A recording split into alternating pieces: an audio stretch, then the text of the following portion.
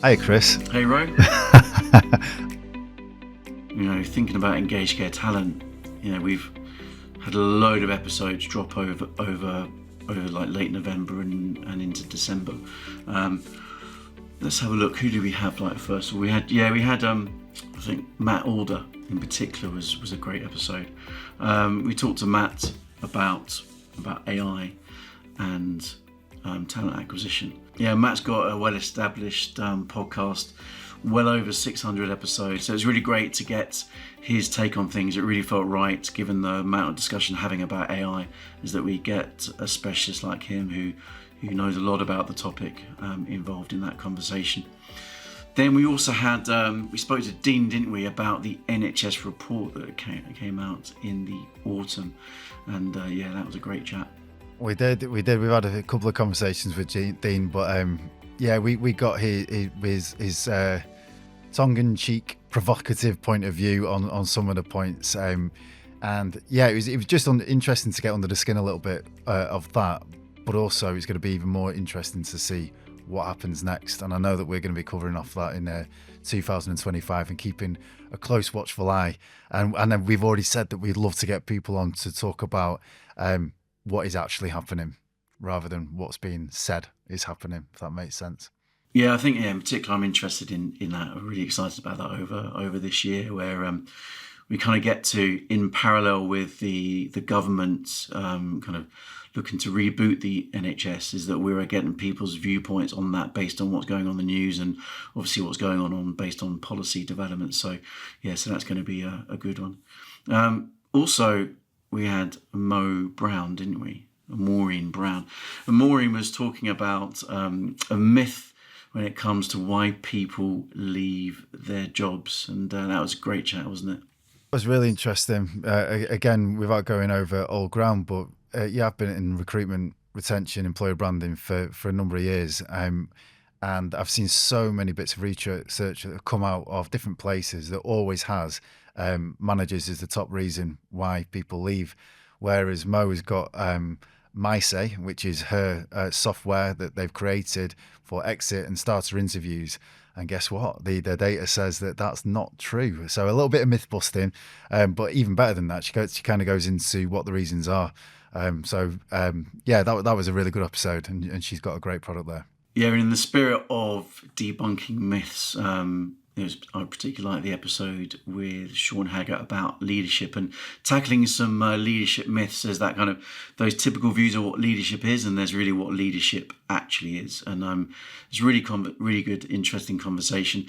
One of the reasons I wanted to get Sean involved in, I've known Sean for years, and he's a senior leadership consultant at a company called Legitimate Leadership. Lots of experience and great chat as well. Is that he often would say that if you've got a people problem, you've got a leadership problem. So yeah, I think that's there's some gems there that are definitely worth people watching and listening to, and really looking at how you can develop your own leadership skills, and I suppose really look at your own leadership style and see if that is fit for purpose. So, and that's leadership at all levels as well, I think, from organizational leadership to team leadership and colleague leadership as well. So yeah, that's a good one.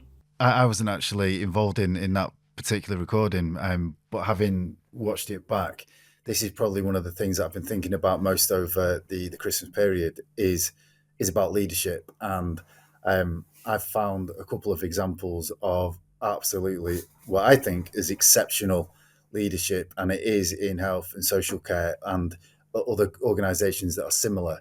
And it would be so good in 2025 to be able, if we can get some guests who show what good looks like and with real life examples of how they've done it in their organisation, that would be really cool. So that's definitely something we should think about more. Yeah, absolutely. And also we're in the studio in London chatting with Ben Hopewell, weren't we? Ben from Signet, who's the head of resourcing there. And yeah, he has plenty to share, didn't he?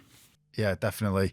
So we covered off quite a lot with Ben, and I think this is the first of a few conversations that we'll have with him. So we were talking a lot about kind of Signet Health's progress really in the attraction and retention of registered mental health nurses, which everybody knows are particularly difficult vacancies to fill. and it's not a kind of, there's no obvious go-to place in terms of job boards or routes to market. So yeah, we kind of dug into that a little bit, and we talked about, again, the strength of creating content and creating that segmented employer brand message dedicated to nurses, and the kind of platforms that was marketed on, and the results have been phenomenal. And the best thing about this conversation, I know there's going to be another one, because I know that there is plans to hone that and make it even better for this year and for years to come, and not just in nursing. So that was brilliant. We've worked with Ben for a while, and it was great to get him in the studio, because he's a top man. Yeah, and also we got Julius back onto the podcast for his second episode, and Julius is kind of becoming one of our resident economists, isn't he?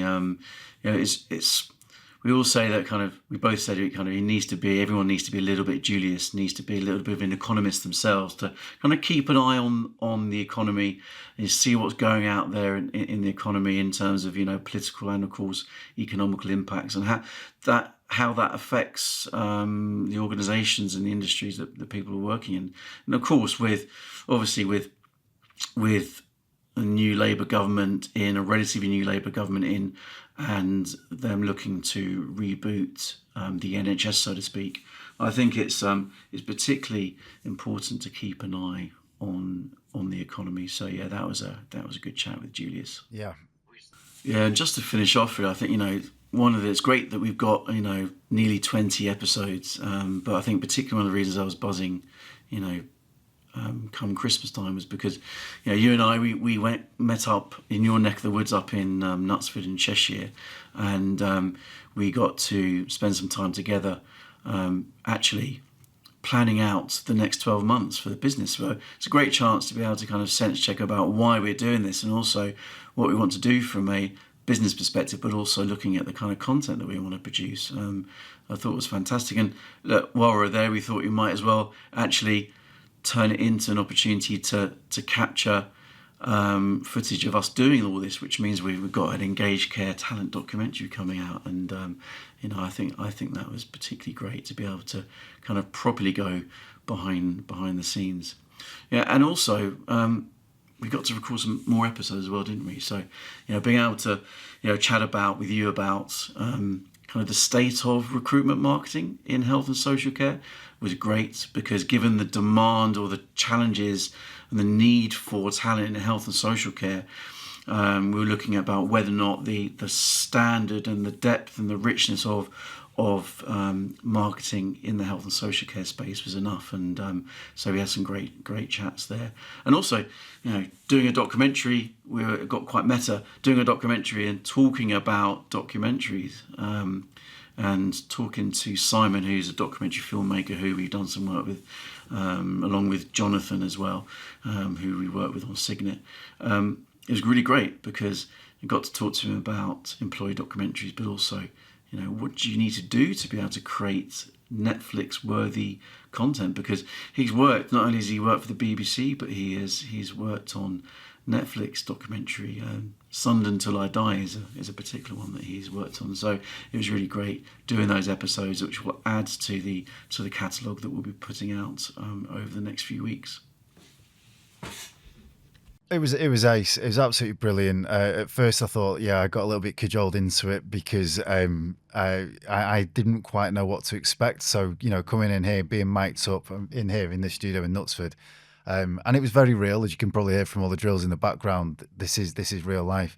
But being filmed, going out, having lunch with you, and talking about why we do this, to go in, running through Tatton Park, and talking about how we're both into running long distances and how it actually relates to running a business, and then sitting in here planning what we're going to do over the next 12 months and almost opening a door to ideas and objectives and all that kind of stuff.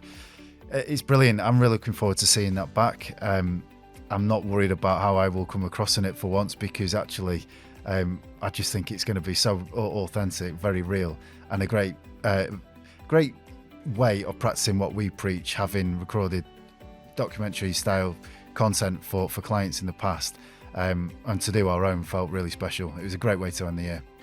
Yeah, when you look out there in the market, you don't see, businesses, let alone podcasts, opening the curtain as much as I think we've done. So to go to kind of to be able to go truly behind the scenes, I think was awesome, definitely. So yeah, good times, Ro. 2025. Let's do it.